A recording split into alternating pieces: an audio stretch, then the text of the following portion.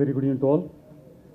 So at the outset, let me thank the organizers for giving us an opportunity to be here in Holy Land, one of the most ancient towns of our Sanatana Dharma, Varanasi. And special thanks to Mr. Couples and all the team who has been behind making this Cardiac Con 26 most successful one. Thank you, Chairperson, for inviting me to present my views on this topic, diabetes sarcopenia. So I've been speaking a lot about the diabetes outcome, cardio-renal outcome, macrovascular complications, microvascular complications, all these things. But we have yet forgotten to speak about the largest organ of the body, that is the muscle, which is going to create so many havocs in one's life. So that's what I'm going to address about the diabetes and sarcopenia. So it's a condition characterized by the loss of skeletal muscle, mass and function, and it's a primary disease which has been seen in elderly, now is going to affect all. The strictly correlated with the physical disability, poor quality of life and death.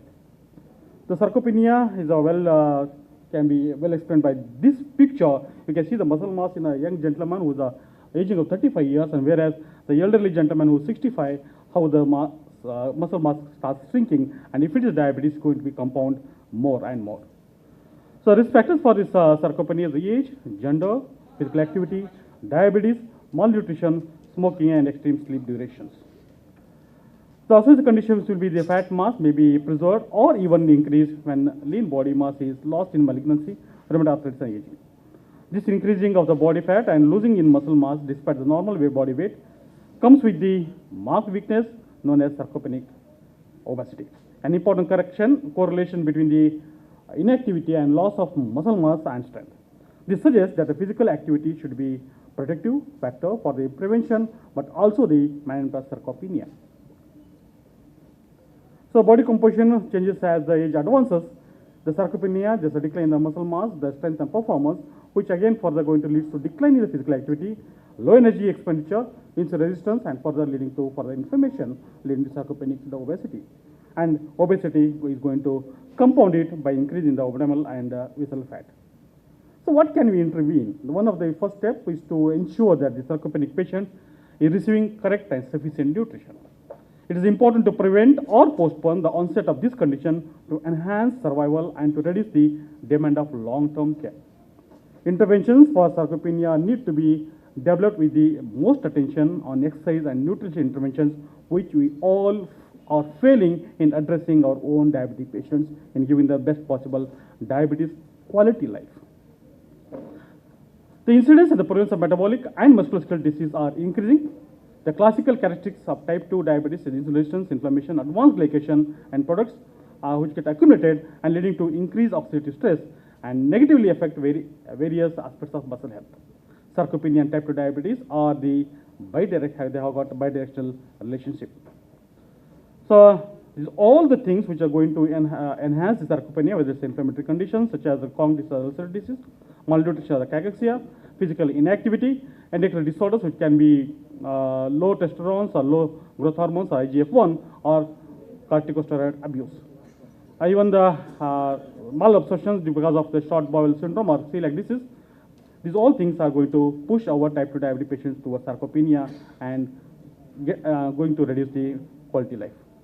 So sarcopenia is a term used to describe the age-related loss in skeletal muscle mass and function and has been implicated as both cause and consequence of type 2 diabetes, leading to one of the contributing factors of development of progression of type 2 diabetes through altered glucose disposal due to low muscle mass and also increased localized inflammation which can arise through inter and intramuscular adipose tissue accumulation. It's a growing prevalence of diabetes which globally we are seeing, and we are being the top 2 in the world.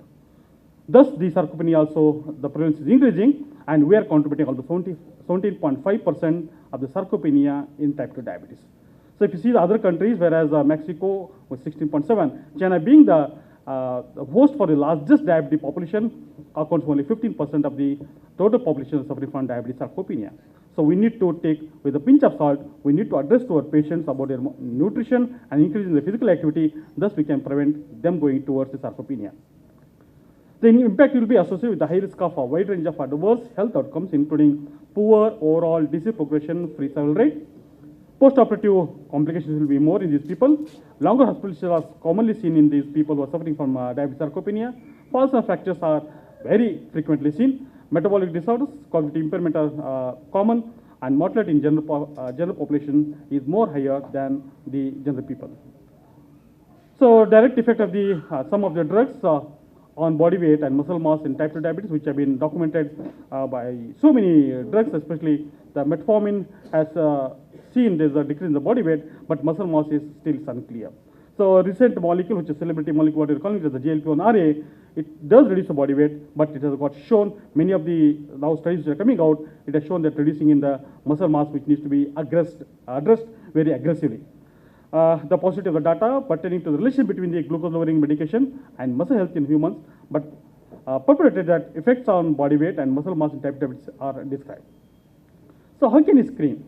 So I got so many modalities that Sarcopenia and seeing the calf circumference and SARC score with the calf circumference. So many modalities we do have where there is a combine of measuring the calf circumference and BMI, so that we can classify where this gentleman going to fit in. The estimation of the so many evidence also we do have got where in which the evaluation of the novel protocol tool for the diagnosis of the pre-Sarcopenia in young people with diabetes has demonstrated that almost many of the patients who have been enrolled in these things, they found they are suffering from diabetes sarcopenia. The males usually were more in this study. The short height and higher waist circumference were the higher risk of the pre-sarcopenia. For example, a diabetic man with 170 centimeters height and 20 waist circumference may have a total score of 76, which means he may have possibility of 50% risk of pre-sarcopenia. And these are the scores which can be taken from the combination of SARCF and the CC, that is the calf muscle circumference evaluation. So how can you manage? So one is the thing we need to advise all the patients who walks into our day-to-day practice to increase the physical activity, not only physical activity, to some sort of resistance-based training, which is most important. And effectively improves the muscle strength, skeletal muscle mass, and physical function in patients with sarcopenia. So meta-analysis have supported this one with recommendation supported by 2 meta-analysis of various international work group statements. So we need to have a resistance training which can be using the dumbbells or lightweight training for these people, elastic bands and body weight exercises. So simple thing what we can advise is the getting up from their chair, which helps them to increase the calf muscle strength and further the glute and hamstring muscles. So we need to implement in our day-to-day practice, tailor the exercise program to align with the patient's goals and preference to enhance adherence. So the physical activity based on functional outcomes considering the intensity, volume and progression. So we need to refer the patients when you find the gentleman is going to face some muscle weakness or he's suffering from the sarcopenia, we need to take the specialist help without hesitation, especially physiotherapist or exercise physiologist. So we do have some barriers for this participation, addressing the potential barriers like a cost, transportation, and lack of support. Group classes might be more cost effective than individual sessions. So we need to resource, allow the resource things, including the physical activity remains the most accessible intervention for managing sarcopenia. The protein supplementation also plays a very important role. We need to focus at least the gentleman receives 40 grams of proteins per day, whether he's a vegetarian or non-vegetarian, giving them easily available sources of proteins which he can take and enhance the, which will help to reduce the sarcopenia and muscle weakness. The protein and calorie intakes needs to be monitored and taken with a very an aggressive way. Combining with the physical activity has helped a lot. Vitamin D supplementation also helps in these people, and very low certainly and rational of consideration. And associated sarcopenia is seen in people who are suffering from vitamin D deficiency. So individual assessment helps in these people where vitamin D levels are seen, and it has been documented that even sarcopenia also has been documented in these people. So anaerobic anabolic hormones, when the gentlemen are receiving, there is no recommendation. The task force included that the current evidence is insufficient to recommend anabolic hormones such as testosterone or management of sarcopenia. And when this As in associated sarcopenia, while low testosterone levels are associated with the higher layers of sarcopenia, the evidence supporting the effectiveness of the testosterone supplementation in improving the muscle strength and function in sarcopenic older adults is lacking. The key studies, which have been seen by many randomized controlled trials, involved in selective androgen receptor modulators, which showed improvement in lean body mass, but not in the strength of or function of the gentleman.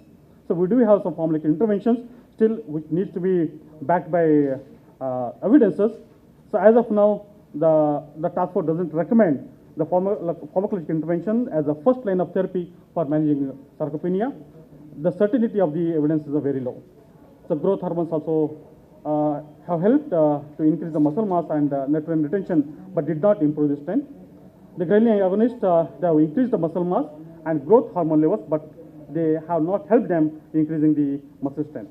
So as the myostatin and activin 2 receptor antibodies and perindopril, which is one of the most preferred AC inhibitor, and the beta blocker like spironolol, they have shown some evidences which suggest this may improve muscle function, but data is again insufficient to be recommended for the increasing in the muscle strength. The consensus or STAPE consensus, the task force strongly agrees the pharmacological intervention and should not be primarily treatment for the sarcopenia. So last, the thing what we need to do is nutrition support, the most important one, keeping it as a priority, patient education, and referring them to the specialist if it's available in our hometown.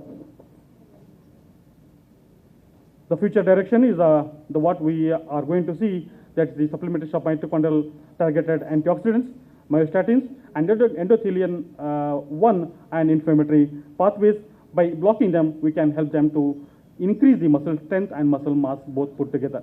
To conclude, person-centered guidelines are most needed. Evidence-based approach we need to see. Consultation with the patients are involved in the development of the guidelines, emphasizing the importance of involving them in future decisions and best practices. Quality improvement is most thing what we have to focus upon. There is considerable room for improvement in the methodological quality of clinical trials for sarcopenia. International collaborations and large-scale clinical trials are very much needed at this hour of time. So I request all my fellow colleagues to focus upon increasing the muscle strength of our patients so that they can have a better diabetes quality life and avoiding them having falls and falls-related fractures. Thank you. Thanks for patient hearing. Thank you, Dr. Babu. Any queries, questions?